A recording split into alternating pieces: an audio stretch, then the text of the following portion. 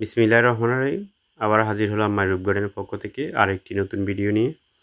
মাই রূপ গার্ডেনের প্রতিটি ভিডিও বিভিন্ন গাছের সমস্যার সমাধান খুঁজে থাকে এবং সহজ সমাধান দিয়ে থাকে।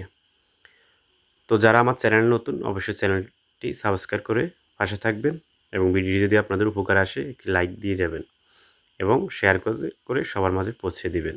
এটুকুই অনুরোধ আপনাদের মাঝে। আজকের ভিডিওটির যে মূল বিষয় সেটা হচ্ছে খল্লি পচানো পানি কিভাবে দিবেন, কতটুকু পরিমাণ দিবেন, কোন সময় দিলে ভালো হবে, কোন সময় দিলে ক্ষতির কারণ হতে পারে, আজকে সকল বিষয়ে আপনাদের মাঝে তুলে ধরব। তো এই যে আমার সামনে দেখতে পাচ্ছেন এটা হচ্ছে আমার চিয়াংমাই আম। এখন বাড়ন্ত অবস্থায় গাছের ফলগুলা। এই যে আরও আছে মালটা, কমলা, এই যে মালটা এটা হচ্ছে বাড়িওয়ান মালটা।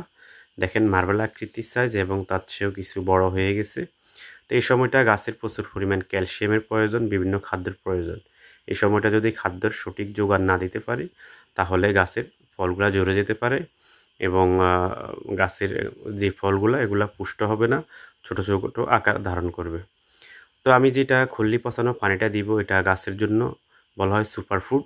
গাছের উৎকৃষ্ট মানের এই খল্লি পচানোর পানিটা সবচাইতে উৎকৃষ্ট মানের। তবে এটা দেওয়ার নিয়ম অবশ্যই আপনাকে মানতে হবে।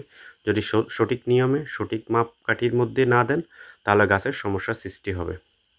এই যে আমার সামনে দেখতে পাচ্ছেন বাজার থেকে এটা আপনি চাইলে যে কোনো দোকান থেকেই পাবেন, সারের দোকানেও পাবেন এবং মুদির দোকানেও পেয়ে থাকবেন। তো এটা বীজাণুর নিয়ম হচ্ছে এই যে আমি একটা বালতি নিলাম, তো আমার এখন এটা আমি ভিজিয়ে দিব। এই যে ভিজিয়ে দেওয়ার 7 থেকে 10 দিনের মধ্যে এটা পচাবো। মাঝে মাঝে এটাকে আমি বিভিন্ন কাঠির সাহায্যে 1-2 দিন পর পর নেড়ে দিব। তো আপনাদের গাছ বুঝে আপনারা খল্লি ভিজিয়ে নেবেন। তো প্রতিটি গাছের যদি আপনি সহজভাবে বলতে গেলে যদি 1 মগ 5 লিটারের 1 মগ যদি আপনি নিয়ে থাকেন এটা 10 মগ পানির সাথে মিক্স করতে হবে। 12 মগও দিতে পারেন, 8 মগও দিতে পারেন, এতে কোনো সমস্যা নাই। তবে অবশ্যই পানি মিক্স করতে হবে 10 গুণ।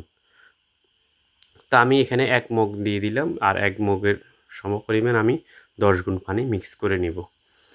এটা জৈবিক, কম বেশি হলেও কোনো সমস্যা নেই, তবে সঠিক মাত্রায় দিতে হবে। আর এটা সবচেয়ে যেইটা সময় বৃষ্টি অবস্থায় গাছের গোড়ায় স্যাঁতসেঁতে অবস্থায় দেওয়া যাবে না। যদি আপনি ওই সময়টায় দিয়ে থাকেন তাহলে ছত্রাকের আক্রমণ হবে, গোড়ায় পচন ধরবে এবং গাছটা মারাও যেতে পারে। আর যদি 1-2 দিন ভিজানোর পরে দেন তাতেও সমস্যা হতে পারে। অবশ্যই 8 থেকে 10 দিন এটাকে পচিয়ে তারপরে গাছের মধ্যে 10 গুণ পানি মিক্স করে দিতে হবে। তো অবশ্যই এসব জিনিস আপনাকে মাথায় রাখতে হবে। এসব জিনিস যদি আপনি না মানেন, আপনি 1-2 দিন ভিজিয়ে গাছের গোড়ায় দেন, এতেও সমস্যা হবে। বৃষ্টি অবস্থায় গাছের গোড়া স্যাঁতসেঁতে অবস্থায় দিলেও সমস্যা হবে। আরেকটা বিষয় মাথায় রাখতে হবে, সেটা হচ্ছে গাছের গোড়ায় যখন ময়েশ্চারাইজার থাকে একবারে শুকনো অবস্থায় দেওয়া যাবে না। যদি দেওয়ার আগে হালকা কিছু পানি দিয়ে দিবেন, তারপরে আপনাকে খল্লি পচা পানি দিলে সবচেয়ে ভালো হবে। আর যেটা হচ্ছে পট অনুযায়ী আপনাকে এটার মাত্রা দিতে হবে। যদি ছোট পট হয় তাহলে 1 মগ, বড় মিডিয়াম সাইজের হলে 1.5 থেকে 2 মগ, তার চেয়ে বড় হলে 3 মগ দিতে পারেন। আর এটা সবচাইতে উৎকৃষ্ট মানের একটি খাদ্য গাছের জন্য, যেটা আমি আবারও বলছি সুপারফুড হিসেবে। যত খাদ্যই দেন না কেন, রাসায়নিক সার দেন না কেন, এটা সবচেয়ে উৎকৃষ্ট মানের একটি খাদ্য, তরল জাতীয়। তো এইটা দেওয়ার চেষ্টা করবেন। আর আমি যেটা বোঝানোর চেষ্টা করেছি সেটা হচ্ছে প্রথমত আপনি এটাকে ভিজিয়ে রাখবেন 7 থেকে 10 দিন। তারপরে এটাকে ভিজানোর পরে এটার 1 মগের সাথে 10 গুণ পানি মিক্স করে নেবেন। তারপর আপনার যেটা করবেন সেটা হচ্ছে ভিজা অবস্থায় দেওয়া যাবে না। অবশ্যই মাটি ময়েশ্চারাইজার অবস্থায় থাকা অবস্থায় দিতে হবে। তো এইসব দিকগুলো অবশ্যই আপনাকে মানতে হবে।